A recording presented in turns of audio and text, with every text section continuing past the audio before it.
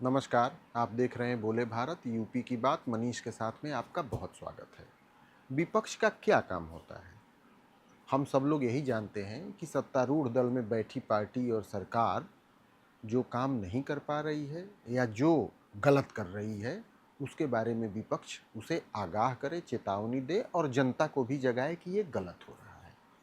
लेकिन ऐसा लग रहा है कि प्रधानमंत्री नरेंद्र मोदी की रिजीम में विपक्ष को कोई और ही काम ज़्यादा पसंद आ रहा है।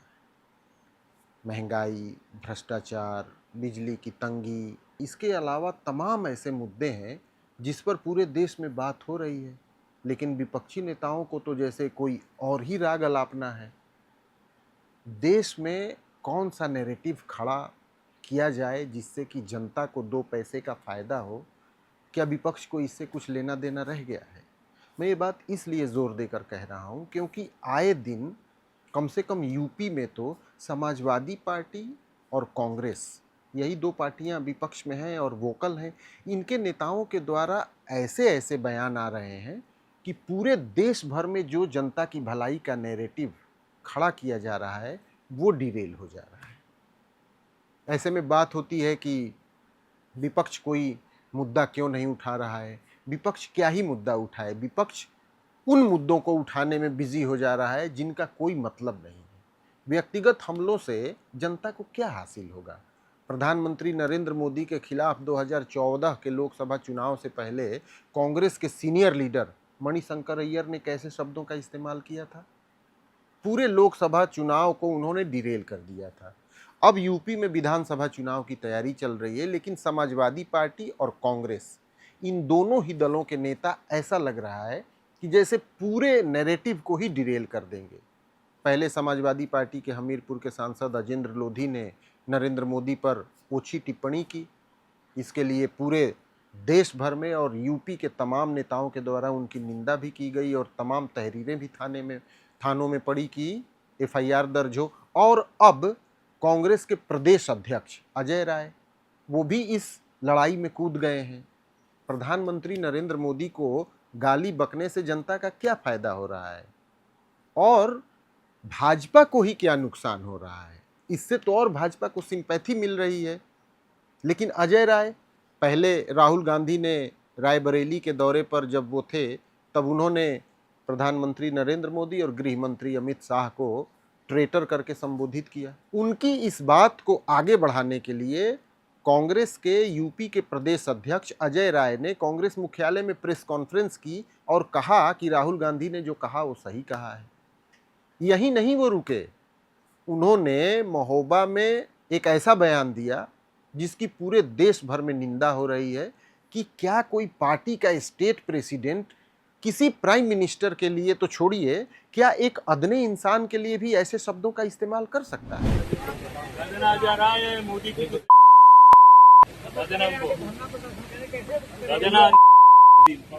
मोदी की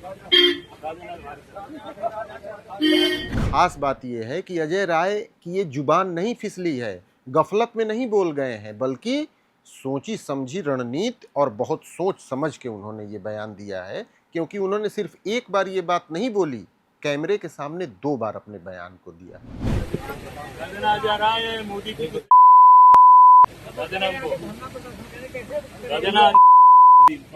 मोदी की यानी अपने बयान को दोहराया।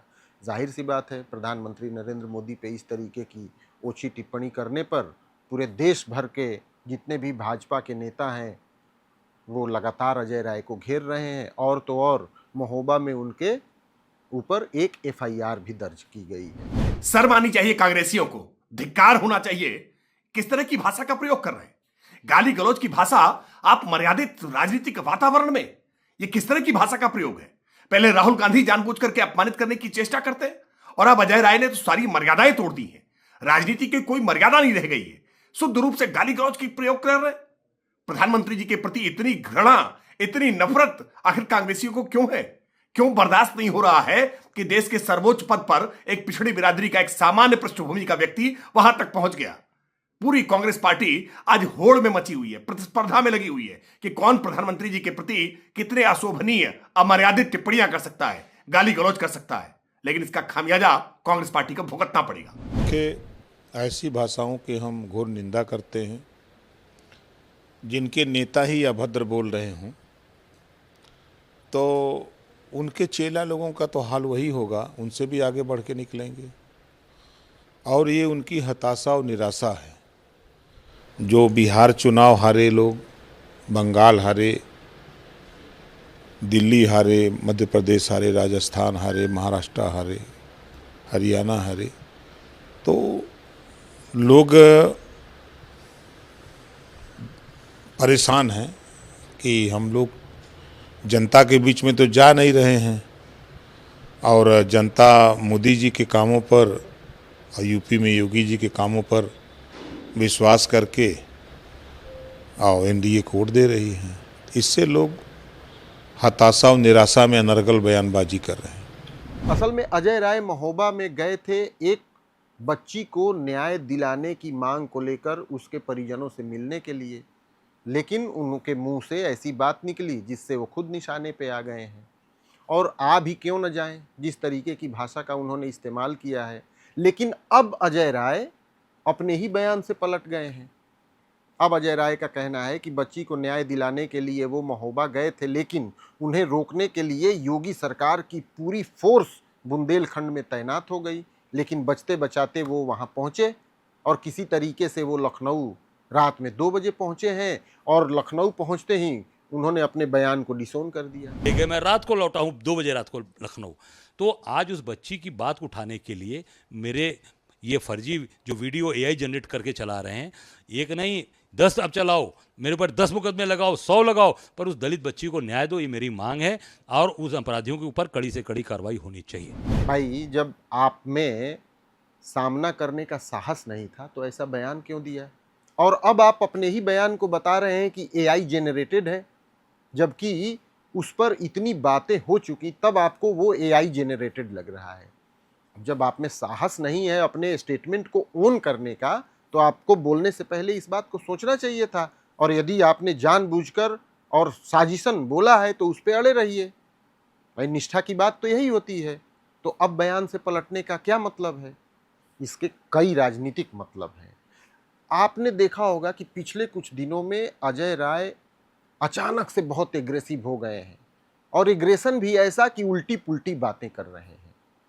पिछले दिनों ऐसी चर्चा चली थी कि अजय राय की जगह कांग्रेस किसी दूसरे व्यक्ति को प्रदेश अध्यक्ष के तौर पर ला सकती है यूपी विधानसभा चुनाव से पहले। ये भी कांग्रेस पर आरोप लगते हैं कि कांग्रेस के 3 सबसे बड़े लीडर यूपी के सवर्ण समाज से हैं, जो कि खासकर जनता के बीच रहते हैं। भाई, विधानसभा में उनकी नेता आराधना मिश्रा मोना है, ब्राह्मण समुदाय से हैं। प्रभारी अविनाश पांडे हैं, ब्राह्मण समुदाय से हैं। प्रदेश अध्यक्ष अजय राय भुनिहार समाज से हैं। तीनों के तीनों सवर्ण हैं और कांग्रेस के यूपी में फ्रंटमैन हैं। जबकि भाजपा, सपा, बसपा जितनी भी पार्टियां यूपी में हैं, उन सबके प्रदेश अध्यक्षों की बात करें तो सभी पिछड़ा वर्ग समुदाय से आते हैं। पिछड़ा वर्ग से अपना अध्यक्ष अजय कुमार लल्लू के रूप में कांग्रेस ने दिया था और अजय कुमार लल्लू के बाद ब्रिजलाल खाबरी एक दलित हैं, उनको प्रदेश अध्यक्ष बनाया गया था। उसके बाद अजय राय को प्रदेश अध्यक्ष बनाया गया। लेकिन अब ये मांग हो रही थी कि चूंकि यूपी में ओबीसी पॉलिटिक्स और शेड्यूल कास्ट की पॉलिटिक्स सबसे ज़्यादा हावी है, ऐसे में ये सुनने को मिल रहा था कि विधानसभा चुनाव से पहले अजय राय की जगह किसी ओबीसी या शेड्यूल कास्ट कम्युनिटी के व्यक्ति को प्रदेश अध्यक्ष की कमान दी जा सकती है। अब ऐसा कहा जा रहा है कि अजय राय अपनी कुर्सी बचाने के फेर में इस तरीके के बयान देते जा रहे हैं, जिससे कि यदि उन्हें ये पद से हटाया जाए तो कांग्रेस के खिलाफ ही वो बात चली जाए और ये सोच के कांग्रेस नेतृत्व उनके ऊपर कोई एक्शन न ले। क्योंकि यदि अजय राय को प्रदेश अध्यक्ष से हटा दिया जाता है तो ये मैसेज जाएगा ना कि प्रधानमंत्री नरेंद्र मोदी के लिए उन्होंने कोई बात कही तो कांग्रेस ने उनसे किनारा कर लिया। तो अजय राय कहीं इसकी जमीन तो नहीं तैयार कर रहे हैं कि कांग्रेस हाईकमान उनको छू न सके और उनकी प्रदेश अध्यक्ष की कुर्सी बरकरार रहे। खैर, जो भी कारण हो, लेकिन इतना तो स्पष्ट दिख रहा है कि इस तरीके के बयानों की कोई जगह नहीं होनी चाहिए। और तो और इस तरीके के बयानों का इस आधार पर भी बचाव नहीं किया जा सकता कि खुद भाजपाई ऐसी भाषा बोलते हैं। अरे भाजपाई कुएं में कूद जाएंगे तो सारी दुनिया कुएं में कूद जाएगी क्या? गांव में तो ये कहावत बहुत फेमस है। लेकिन डर इस बात का है कि अगले साल 2027 के विधानसभा चुनाव तक लोगों की कितनी जुबान गंदी होगी, अब यही यूपी के लोगों को देखना पड़ा। यूपी की बात मनीष के साथ में आप मेरे साथ बने रहे, इसके लिए आपका बहुत धन्यवाद। एक और एपिसोड के साथ हाजिर होंगे, तब तक के लिए दीजिए इजाजत। नमस्कार।